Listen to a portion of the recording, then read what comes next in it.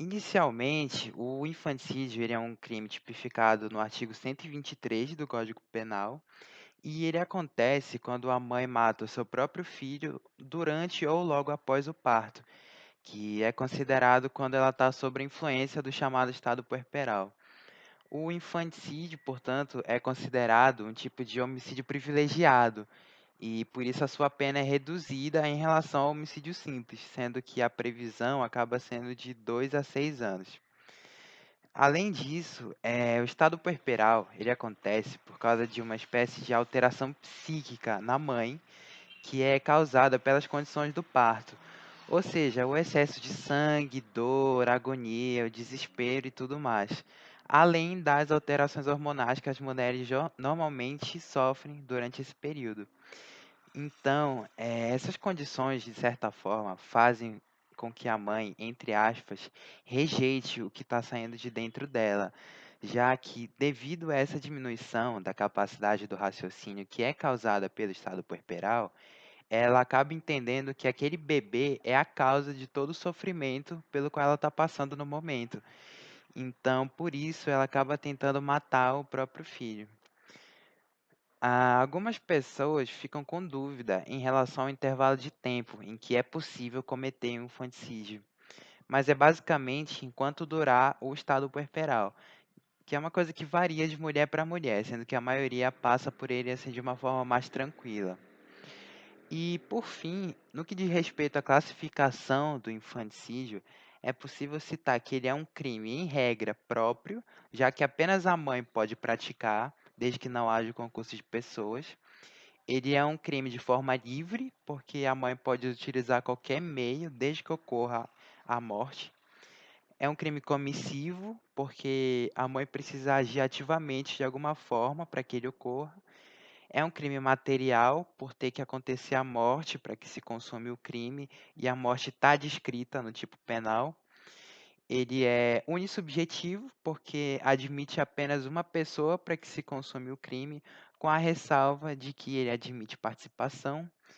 E, por fim, ele é plurissubsistente, porque ele admite vários atos que fazem parte de uma única conduta. A mulher tem capacidades psíquicas no estado puerperal? Pode ser considerada culpável? Bom, segundo Bittencourt, o estado puerperal é um conjunto de perturbações psicológicas e físicas sofridas pela mulher diante do fenômeno do parto. Fazendo uma análise do que consiste a expressão sob influência do estado puerperal, pode-se dizer que essa condição pode deixar a mãe vítima de uma enfermidade ou condição que exclui dela a capacidade de se determinar diante de uma situação fática, sendo que nesse momento a mesma não poderia comandar suas próprias vontades. Nesse sentido, se a autora do fato não possui discernimento, logo não possui culpabilidade em razão do estado puerperal. Então, por que punir esta pessoa pela prática do crime? Assim, a própria positivação do delito se torna questionável. Além disso, de acordo com o Código Penal, serão considerados inimputáveis o doente mental, aquele que tem desenvolvimento mental incompleto, aquele que tem desenvolvimento mental retardado. Dessa forma, se coloca os transtornos que a mãe sofre, já abordados acima. Assim, o estado puerperal pode configurar excludente de imputabilidade devido às consequências mentais geradas pelo mesmo. Dessa forma, resta analisar cada caso concreto mediante perícia e laudos médicos que demonstrarão qual o grau de consciência e discernimento, identificando se esta estava ou não totalmente incapaz de entender o ato que praticava. Caso esta constatação aponte para uma total incapacidade, a culpabilidade deverá ser afastada, tornando-a agente inimputável. Mas diante da hipótese de redução do discernimento pelo estado puerperal, a genitora deve ser responsabilizada de forma específica, nos termos do delito estabelecido de forma especial pelo artigo 123 do Código Penal. No caso concreto em que a mãe no estado puerperal mata a filha recém-nascida, por que não deve ser considerado como feminicídio? E se o recém-nascido fosse do sexo masculino, o debate se aplicaria ao caso? No caso exposto, não se aplica feminicídio. Mas antes de tudo, a gente precisa falar um pouco do que se trata o feminicídio. O feminicídio ele ocorre contra o gênero feminino e exige um caráter importantíssimo, que é o menosprezo ou discriminação à condição de mulher. E o sujeito ativo, nestes casos, a maioria são homens, embora o nosso Código Penal não faça distinções. Na indagação na qual nós nos debruçamos, se trata de um infanticídio, pois o sujeito ativo neste crime é a mãe em estado puerperal, uma condição personalíssima da mulher. O puerpério é o período logo após o parto, onde ocorre instabilidade dos hormônios do corpo feminino, podendo ocorrer uma alteração psíquica na mulher. E essa alteração ela pode ser em determinados graus. Pode ser um grau leve, médio ou um grau elevado. E dependendo do grau em que a mulher se encontre, ele vai ser determinante para o seu julgamento. Só será considerado infanticídio se o grau for máximo e comprovado por um médico legista. Então, no caso exposto, não se aplica feminicídio, pois a mãe mata a filha sob um estado de alteração psíquica e não motivada por outros aspectos. E respondendo a outra pergunta, se o recém-nascido fosse do sexo masculino, se aplicaria feminicídio?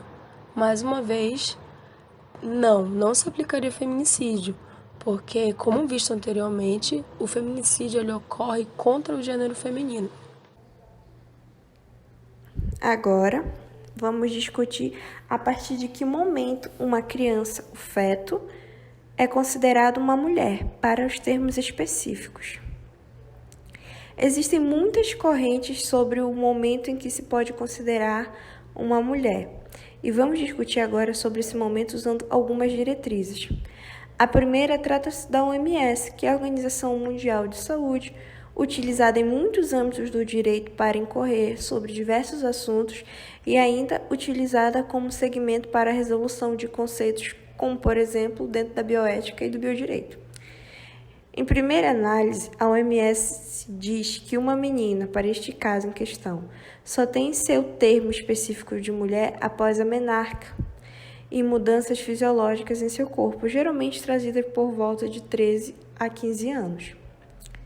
Sobre um outro ponto, temos o que acorda a Lei de número 8.069, que prevê o Estatuto da Criança e do Adolescente.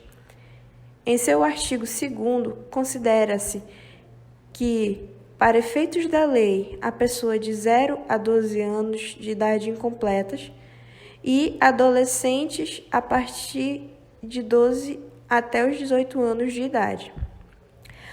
Portanto, se olharmos sobre esse viés, o caso trata sim de infanticídio, pois ainda que claramente a mulher estava em estado puerperal, que é uma condição que qualifica e tipifica o infanticídio, o crime trata ainda de uma criança, se formos analisar sobre termos específicos. Ainda que feito contra uma pessoa de sexo feminino, é antes considerada uma criança nos termos da lei. Os casos que envolvem o crime de feminicídio com recém-nascidos são executados em decorrência de uma influência cultural. Desde as épocas passadas, o sexo feminino é visto como mais fraco e, portanto, não relevante para a sociedade. Para exemplificar isso, na Índia, o índice de morte de fetos do sexo feminino é muito elevado, em virtude da preferência generalizada por meninos em relação a meninas no país, que levou a abortos desenfreados de fetos, infanticídios, negligência familiar em relação ao bebê, além de punições rigorosas à mãe por parte da família simplesmente por ter tido uma filha mulher. Dessa forma, caracteriza-se esse tipo de homicídio por fatores de gênero, misoginia, que são carregados de geração em geração por uma cultura patriarcal e machista. Por ser um tema moderno no direito penal, o crime de infanticídio ainda vive sobre uma penumbra para as autoridades, levando ao desconhecimento técnico sobre o assunto e, concomitantemente, a aplicação errônea de pena pela má visualização do caso, tanto pela defesa do praticante do crime, no caso, a mãe, quanto pela acusação, a qual não nota a influência do estado puerperal no corpo de uma mulher. Capes diz o seguinte: o privilégio constante dessa figura típica é um componente essencial, pois sem ele o delito será outro: homicídio, aborto. Assim é que o delito de infanticídio é composto pelos seguintes elementos: matar o próprio filho, durante o parto ou logo após, e sobre a influência do estado puerperal. Capes também cita: excluído alguns dos dados constantes nessa figura típica, esta deixará de existir, passando a ser outro crime, levando a uma atipicidade relativa.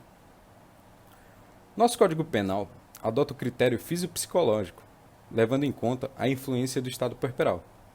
Percebe-se, então, que um crime de infanticídio, odiernamente, é aplicado de uma forma mais doutrinária, já que o magistrado leva a situação particular da mulher, que está em uma condição especial.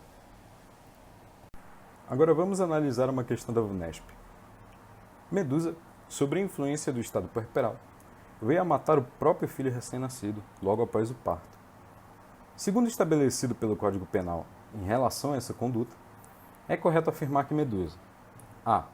cometeu o crime de infanticídio, mas ficará livre da pena em razão de ter agido sob a influência do estado puerperal. B. Cometeu o crime de homicídio, mas ficará livre da pena por ter agido sobre a influência do estado puerperal. C. Cometeu o crime de homicídio, mas terá sua pena reduzida por ter agido sobre a influência do estado puerperal. Ou D.